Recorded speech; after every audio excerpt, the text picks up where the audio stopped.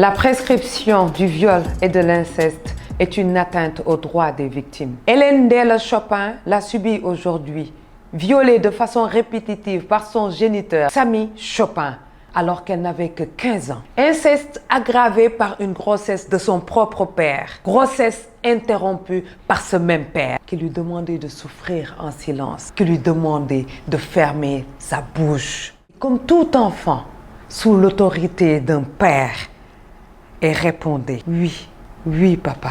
Un oui papa craintif. Ce papa-là est un criminel sexuel, un pédocriminel nullement inquiété car il y a prescription. D'ailleurs, Chopin père nous dit « Cette histoire n'ira nulle part, une dette se paye ». Alors demandons aux criminels de payer leurs dettes, quel que soit le temps passé.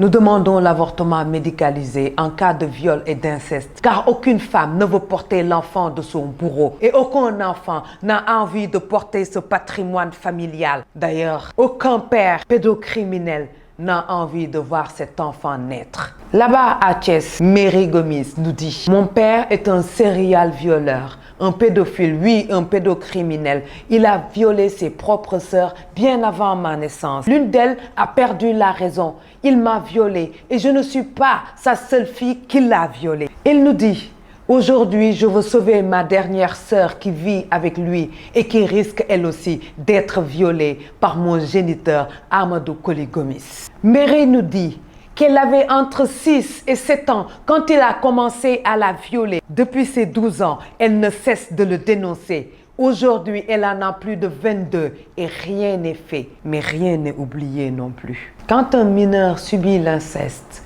le plus souvent, il n'a pas la force de faire face à son bourreau et encore moins d'aller à l'encontre de son entourage et de sa famille qui ferment les yeux sur ce crime. Koumba Touré nous dit ils ne les ont pas violés tout seuls. D'autres ont fermé les yeux pour qu'ils puissent le faire. Être majeur ne délie pas forcément notre langue. L'action judiciaire doit être menée le jour où l'infraction apparaît à la victime dans des conditions lui permettant l'exercice de l'action publique. Le jour où la victime trouve sa liberté de parole, aucune loi ne devrait lui dire « tu aurais dû agir plus tôt ». Aucune loi ne devrait lui dire « il fallait te réveiller et sortir de l'ascendant de ton géniteur avant ». Quand une victime est prête à dénoncer, la justice doit être prête à l'entendre et à lui restaurer ses droits.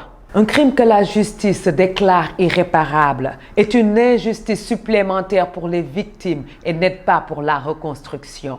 Il ne peut y avoir un délai de prescription sur un crime que la mémoire garde à vie. La prescription sur l'inceste et le viol ne protège en réalité que le bourreau.